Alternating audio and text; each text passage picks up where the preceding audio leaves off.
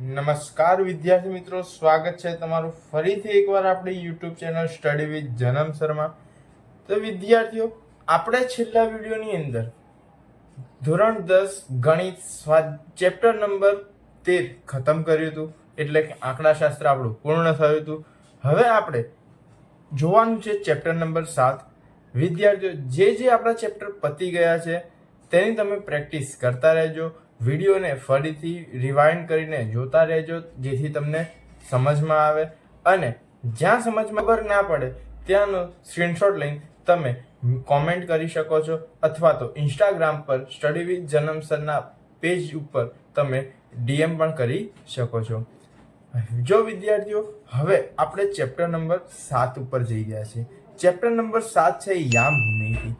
ધોરણ 9 ની અંદર પણ આ ચેપ્ટર તમારું આવી ગયું. ત્યાં પણ સેમ નામ હતું, યામ ભૂમિતિ. આ ચેપ્ટર ફરીથી એક વખત આવી ગયું.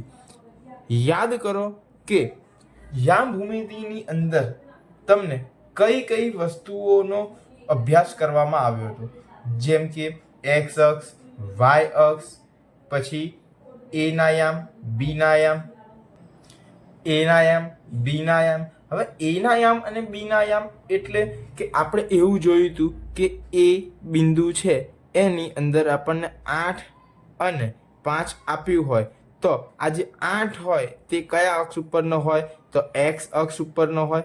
અને આ જે 5 છે એ વાય અક્ષ ઉપરનો હોય.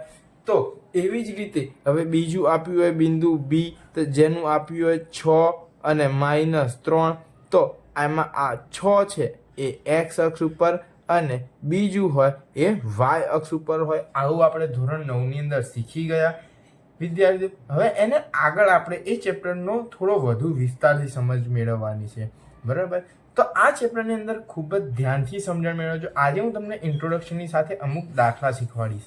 આ ચેપ્ટરની અંદર માત્ર ને માત્ર મેઇન ઇમ્પોર્ટન્ટ એવા 2 સૂત્રો છે અને ટોટલ 3 સૂત્રો છે, બરાબર? તો આપણે આજે પહેલું સૂત્ર એક શીખવાનું છે, જેનું નામ છે અંતરસૂત્ર. નામ શું છે? અંતરસૂત્ર. આ અંતરસૂત્રની નામ પરથી તમને સમજણ આવી જશે કે સૂત્રની અંદર શું શોધ, આ સૂત્ર શેના માટે વાપરવું. તો આ સૂત્રનો ઉપયોગ અંતર શોધવા માટે થશે. શેના માટે? અંતર શોધવા માટે. હવે અંતર શું શોધવાનું હોય? શેનું અંતર શોધવાનું હોય? તો માની લો કે બિંદુ એ અને બિંદુ બી વચ્ચેનું તમારે અંતર શોધવાનું હોય. જેમ કે માની લો કે અહીંયા આ બિંદુ એ આપેલું છે અને આ આપ્યું છે બિંદુ બી. હવે તમને આની વચ્ચેનું અંતર શોધવાનું કીધું હોય, તમે ફૂટપટ્ટીથી માપશો ને, કોઈ બી વસ્તુની મદદથી માપશો કે જે માપપટ્ટી હોય, તો આ તમારે 5 હોય, 6 હોય, 7 હોય, તો તમને આ એક્ઝેક્ટ આંકડો મળી જશે. પણ જ્યારે તમારા આલેખની અંદર આ હોય ને, ત્યારે આ બિંદુના યામ આપેલા હોય, બિંદુઓના અલગ અલગ શું આપેલા હોય? યામ આપેલા હોય. આ યામ ઉપરથી તમારે જ્યારે અંતર શોધવું હોય તો એના માટે શેનો ઉપયોગ થાય? અંતરસૂત્રનો ઉપયોગ થાય. હવે આ અંતરસૂત્ર શું છે? તો અંતરસૂત્રનું પહેલા આપણે અહીંયા લખી દઈએ, અંતરસૂત્ર. તો અંતરસૂત્ર છે કે પહેલા તો અહીંયા આપણે આ જે 2 બિંદુઓ છે, બરાબર? તો આ પહેલું બિંદુ છે એને x1 અને એનો જે y યામ છે એને આપણે y1 કહી દઈએ. એવી રીતે આ જે બીજું બિંદુ છે એના x ને આપણે x2 અને y ને y2 કહી દઈએ. ચલો, હવે અંતરસૂત્ર કોનું? તો a અને b વચ્ચેનું આપણે અંતર શોધવું હોય તો AB બરાબર, તમે અહીંયા AB પણ લખી શકો અથવા તો BA પણ લખી શકો, બરાબર? બંને એક જ સમાન છે, પણ આપણે બને ત્યાં સુધી સીધું લખવાનું. તો AB બરાબર, સૌથી પહેલા શું? તો પહેલા યામમાંથી બીજો યામ માઇનસ કરવાનો, એટલે કે x1 - x2 અને એનો વર્ગ કરવાનો, વત્તા, એટલે કે અહીંયા આગળ શું કર્યું? પહેલા યામમાંથી બીજો યામ માઇનસ કર્યો, બરાબર? હવે એવી જ રીતે બીજું y1 - y2 એનો પણ વર્ગ. હવે આનું આખાનું શું કરી દેવાનું? વર્ગમૂળ. તો આ આપણો થઈ ગયું અંતરસૂત્ર. પણ ઘણી વખત આ સૂત્ર વિદ્યાર્થીઓને યાદ નથી રહેતું. કેમ? થોડું અઘરું પડે. તો આપણે આને થોડું કસ્ટમાઇઝ કરીને ઇઝી બનાવવાનો પ્રયત્ન કરીએ અને ઇઝી બની પણ શકે છે. બરાબર? તો અને તમે એક વસ્તુ વિચારો વિદ્યાર્થીઓ, જ્યારે આપણે આ વર્ગમૂળ વારે વારે કરવાનું આવે રકમો લખ્યા પછી તો કંટાળો પણ આવે ઘણા બાળકોને, અને ઘણી વખત એવું પણ થાય કે વર્ગમૂળ લખવાનું જ ભૂલી જઈએ, એવું બી થઈ શકે. ચલો, તો આપણે અહીંયા આગળ બંને બાજુ બરાબરની બંને બાજુ વર્ગ કરીએ. તો બંને બાજુ વર્ગ કરીએ તો એ બીનો વર્ગ એટલે અહીંયા આગળ એ બીનો સ્ક્વેર થઈ જાય. અને અહીંયા આગળ આનો વર્ગ કરીએ તો યાદ કરો કે આપણે એવું આગળ શીખી ગયા છીએ કે કોઈ બી સંખ્યાને વર્ગમૂળમાં, ધારો કે વર્ગમૂળમાં 5 હોય કે વર્ગમૂળમાં 10 હોય, વર્ગમૂળમાં 10 હોય બરાબર, તો એ વર્ગમૂળનો તમે વર્ગમૂળની અંદર જે 7 છે એનો સ્ક્વેર કરો ને તો એ સ્ક્વેર અને વર્ગમૂળ ઉડી જાય. શું થઈ જાય? ઉડી જાય. એટલે કે અંદરની સંખ્યા પોતે આવી જાય. તો એવી રીતે અહીંયા આનો વર્ગ કરીએ તો વર્ગમૂળ અને વર્ગ બંને શું થઈ જશે? ઉડી જશે. અને અહીંયા શું વધશે? x1 માઇનસ x2 એનો વર્ગ વત્તા y1 માઇનસ y2 એનો વર્ગ.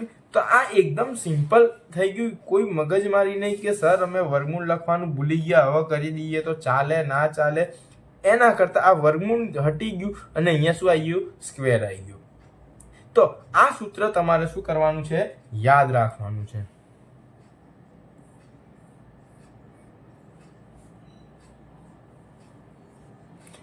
બરાબર વિદ્યાર્થીઓ, હવે આપણે આગળ વધીએ તો જોઈએ સ્વાધ્યાય 7.1.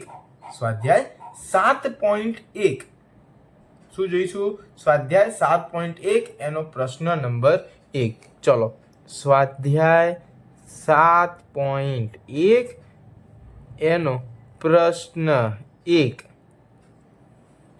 સ્વાધ્યાય 7.1 એનો પ્રશ્ન 1 નો દાખલા નંબર 1.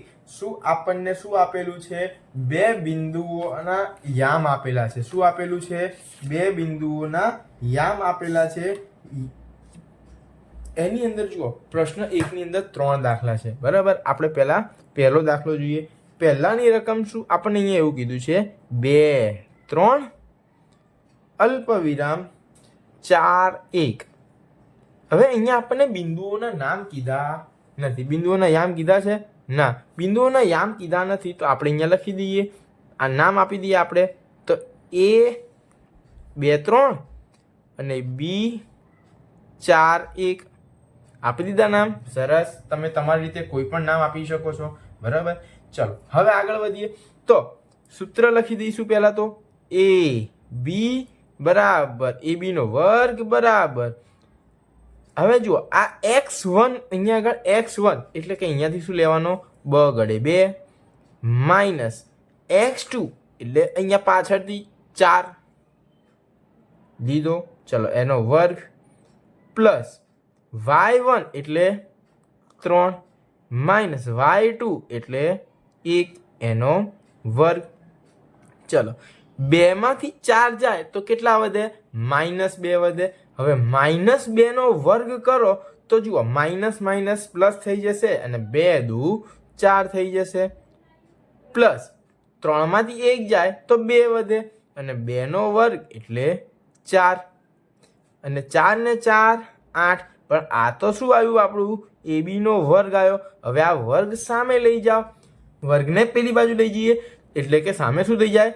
વર્ગમૂળ. સામે વર્ગમૂળ કાઢવું પડે તો AB બરાબર વર્ગમૂળમાં 8. હવે ઘણી બધી વખત હજી પણ જે વિદ્યાર્થીઓને ના આવડે કે સર વર્ગમૂળ કેવી રીતે હટાવવાનું, તો આપણે આ જે વર્ગમૂળની અંદરની સંખ્યા છે એના એવા ભાગ પાડવાના, એટલે કે એવા અવયવ પાડવાના કે જેમાંથી કોઈ એક સંખ્યાનું વર્ગમૂળ નીકળતું હોય. જેમ કે અહીંયા આપણે પાડી દઈએ શું? તો 4 દુ 8. બરાબર, ચલો હવે આ AB બરાબર 4 નું વર્ગમૂળ નીકળે? હા. તો કેટલું નીકળી જાય? 2. હવે આ 2 નું નીકળે? ના નીકળે. તે વર્ગમૂળની અંદર એમનું એમ. તો આ આવી ગયો આપણો જવાબ. તો વિદ્યાર્થીઓ, આ દાખલા 2 માર્કમાં પૂછાય છે. બહુ જ ઇઝી દાખલા છે. 1 2 3 4 ને 5 સ્ટેપમાં દાખલો પૂરો થઈ જાય. વિદ્યાર્થીઓ, આ મેં એક દાખલો કરાવ્યો છે. બીજો અને ત્રીજો દાખલો હું બીજા વિડીયોની અંદર શીખવાડીશ. વિદ્યાર્થીઓ, તમે બીજો અને ત્રીજો દાખલો પહેલેથી કરી દેજો. જ્યારે બીજો વિડીયો અપલોડ થાય ત્યારે તમારો જવાબ સાચો છે કે ખોટો છે તે કોમેન્ટ કરજો. અને જો સાચો હોય તો ગ્રીન ટીક અને ખોટો હોય તો સર શીખવાડો. આ રીતની કોમેન્ટ કરીને લખો એટલે આપણને સમજ પડશે કે કયા દાખલાની વધુ પ્રેક્ટિસ કરવાની જરૂર છે, કયા વિદ્યાર્થીઓને ક્યાં કાચું રહી જાય છે. આઈ હોપ વિદ્યાર્થીઓ કે તમને સમજણ પડી હશે. જો વિદ્યાર્થીઓ સમજણ પડી હોય તો વિડીયોને લાઇક કરો, તમારા અન્ય વિદ્યાર્થી મિત્રો સાથે શેર કરો અને ચેનલને સબસ્ક્રાઇબ કરવાનું ભૂલશો નહીં. અને જે વિદ્યાર્થીઓ હજી પણ આ ઇન્સ્ટાગ્રામ ચેનલને ફોલો નથી કરી તે ફોલો કરી લે. તેની ઉપર પણ આપણે રોજે રોજ વિડીયો અપલોડ થાય છે અને એક દાખલાના નાના શોર્ટ પણ એની પર આપણે અપલોડ થાય છે. રોજ એક નવા વિડીયો સાથે આપણે એની અંદર મળીશું.